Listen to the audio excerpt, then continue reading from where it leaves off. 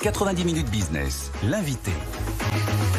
Je suis ravie d'accueillir ce midi Aude de Thuin. Bonjour Aude de Thuin. Bonjour. Merci d'être avec nous aujourd'hui. Vous êtes, pour rappel, la fondatrice du Women Forum, de Women in Africa. Et donc de ce forum systémique dont on va parler aujourd'hui. De façon générale, Aude de Thuin, vous constatez depuis longtemps l'absence criante des femmes dans l'économie. L'avenir ne doit-il appartenir qu'à une femme sur 4 ? C'est ce que vous mettez dans vos communications aujourd'hui par rapport à ce forum systémique. Ça donne le vertige. On va commencer par cette actualité donc. Ce forum systémique, ce sera vendredi au Palais de Tokyo. Expliquez-nous de quoi il s'agit. Il s'agit de dire aux jeunes filles et aux jeunes femmes que le monde a besoin d'elles. Ça, c'est mon message essentiel. Oui. Et ce message est né d'une colère, parce que je n'avais pas du tout le projet de créer un nouveau forum, parce que j'ai toujours Women in Africa à côté. Mais un jour, j'ai vu une annonce, un papier dans les Échos sur 7 garçons qui avaient levé beaucoup d'argent pour une boîte d'intelligence artificielle pour le cancer du sein. Il n'y avait pas une femme. Et donc, je l'ai posté et j'ai mis chercher l'erreur. Et le lendemain matin, je reçois un message sur LinkedIn qui me dit « Ah mais oui, vous avez raison, on avait une femme, on a oublié de la mettre sur la photo ». Et là, j'avais fait une étude sur les conséquences du Covid sur les femmes. Et ce qu'elles ont vécu. Et moi, j'ai appelé cette étude le phénomène de la salle à manger. Pourquoi ? Parce que dans 80% des familles, il n'y a souvent pas de bureau dans les appartements en ville, et 80% des hommes travaillaient sur la table de la salle à manger, donc les femmes dans la chambre ou dans la cuisine, avec beaucoup de conséquences qu'on vit encore aujourd'hui. Et à côté de ça, pendant ce Covid, on a été obligé de développer les technologies, évidemment, et elles se sont naturellement développées. Il y a eu une accélération. Oui. Et dans cette accélération, on voit que c'est créé par des hommes. Ça veut dire quoi ? Ça veut dire qu'on réécrit le monde au masculin. Et là, j'ai eu une colère de bretonne, comme toujours, qui est montée. Et en quelques jours, j'ai écrit le concept de ce qu'est systémique, qui a lieu cette semaine, donc au Palais de Tokyo. C'est la même colère qui vous avait étreinte quand vous aviez constaté le nombre de femmes qu'il y avait au forum de Davos. Ah oui, il y a oui. de nombreuses il y a 20 années. ans, il y avait 4% de femmes. Voilà, 4% de femmes. On est au même chiffre aujourd'hui dans l'intelligence artificielle. Parce que là, 75%, c'est l'Observatoire des Nations Unies qui le dit, 75% des emplois créés d'ici 2050 seront liés à ces domaines scientifiques et technologiques. Et là, dans ces filières, parce que là, systémique, c'est spécifiquement ces filières, eh bien, une fois encore, les femmes sont extrêmement minoritaire. Oui, et c'est de pire en pire. En tout cas, en France. Alors, il y a des pays où ça fonctionne plutôt bien. D'abord, les pays communistes, puisque les pays communistes donnaient la même éducation aux filles et aux garçons. Donc, on les retrouve là. Curieusement, d'ailleurs, aussi, dans d'autres pays, beaucoup d'Europe de l'Est, beaucoup au Maghreb également, ont une formation dans ces métiers de la tech et là où on va puiser, d'ailleurs, des ressources. Et en France, c'est de moins en moins vrai. Et les filles, aujourd'hui, il y a 1 sur 2 qui choisit les maths. Parce qu'il y a eu la réforme du lycée, il y a 5 ans, qui a des conséquences que nous voyons aujourd'hui.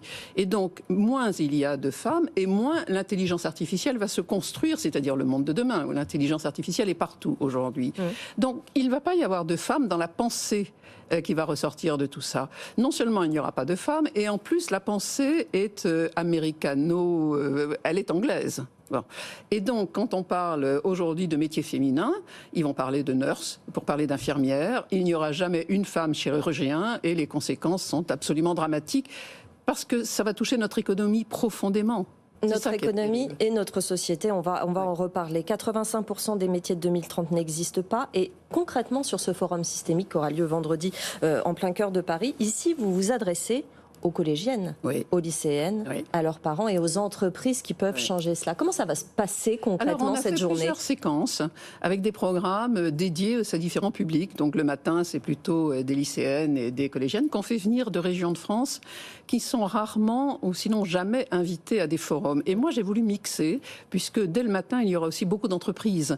Et on a d'ailleurs une première table ronde avec Cédric Villani puisqu'il est notre conseiller et il porte complètement le sujet. Il l'a adressé et il a fait il a publié beaucoup de choses sur le danger dans lequel nous étions aujourd'hui. Et également avec Karine Berger, qui est secrétaire générale de l'INSEE et qui, elle, nous donne des chiffres en permanence.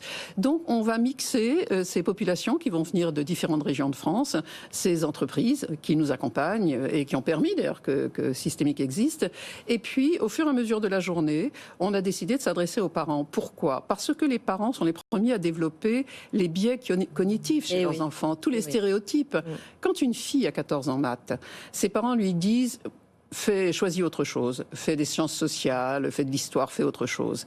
Et quand son frère a 14 ans maths, il dit formidable mon fils, tu seras ingénieur. Ça commence dans les familles. Et c'est pour ça qu'on a voulu dans cette journée aussi toucher les parents, ce que personne non plus ne fait jamais. Oui. Mais c'est du bon sens finalement. Une mère qui a été littéraire va pousser sa fille vers ce qu'elle connaît finalement. Effectivement, est-ce que c'est une question de rôle modèle, d'exemple ? Comment on fait ? C'est comme ça qu'on convainc une collégienne qui a eu une mère au parcours littéraire, la pauvre en l'occurrence. Oui, nous en tout cas on a fait le pari qu'il fallait faire intervenir beaucoup de jeunes femmes qui ont créé des choses et pas seulement en ayant fait des études d'ingénieur. Par exemple, on fait venir un groupe de jeunes femmes qui viennent de la région parisienne, de quartiers un peu difficiles.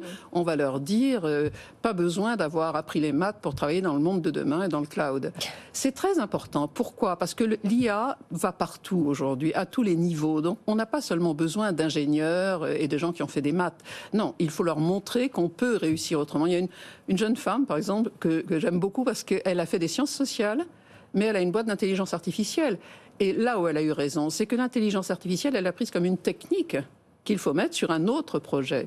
Et donc, nous allons aussi parler de ça et montrer qu'on ne peut pas se passer de l'intelligence artificielle, c'est un fait, mais qu'on peut le penser autrement et le penser avec les femmes.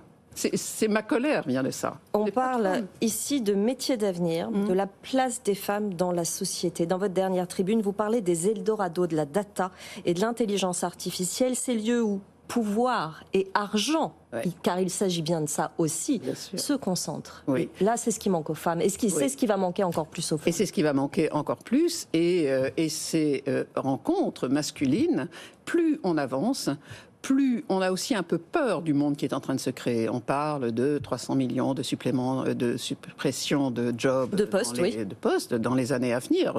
Ça va être très vite. On parle beaucoup moins de ceux qui sont créés à côté. Et quand on a peur, qu'est-ce que fait l'inconscient, naturellement ? Bien, les hommes vont rester entre eux, encore plus. Pendant la pandémie. Absolument. Oui. Et donc, on va continuer à développer ça et on va vers un monde dramatique où les femmes n'auront pas de place, où les jeunes filles ne sont pas attirées pour y aller. Et donc, nous, on fait le pari. C'est beaucoup de bon sens. Vous savez, moi, j'ai les pieds sur terre. Je suis un entrepreneur. C'est dire aux filles, le monde a besoin de vous. Ne le laissez pas construire sans vous. Parce que le monde se réécrit au masculin aujourd'hui. Et ça, on ne peut pas le laisser faire. Donc, on va avoir beaucoup de jeunes qui vont venir parler. On va aussi mettre un peu d'humour dans tout ça parce que les chiffres étant ce qu'ils sont, c'est plutôt pas très gai. Donc, on a fait le pari aussi d'avoir quelques pauses musicales, d'avoir une humoriste qui va justement travailler et parler des stéréotypes.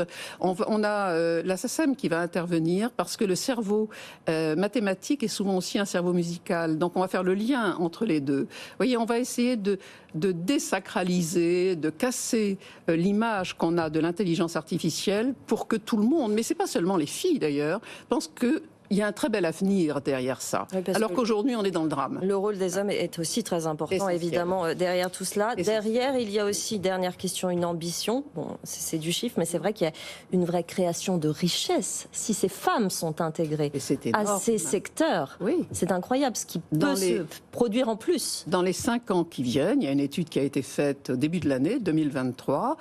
Les femmes, si elles contribuent et si elles rentrent dans ces métiers, ça va contribuer entre 300 et 600 milliards d'euros au PIB européen. Ça, c'est des choses qu'on peut peut-être entendre encore plus. C'est ce qu'il faut dire aux entreprises. Mais cela étant, je suis très impressionnée par la prise de conscience des entreprises. Les entreprises savent. Elles cherchent des femmes, elles ont du mal à en trouver, elles font tout ce qu'il faut pour.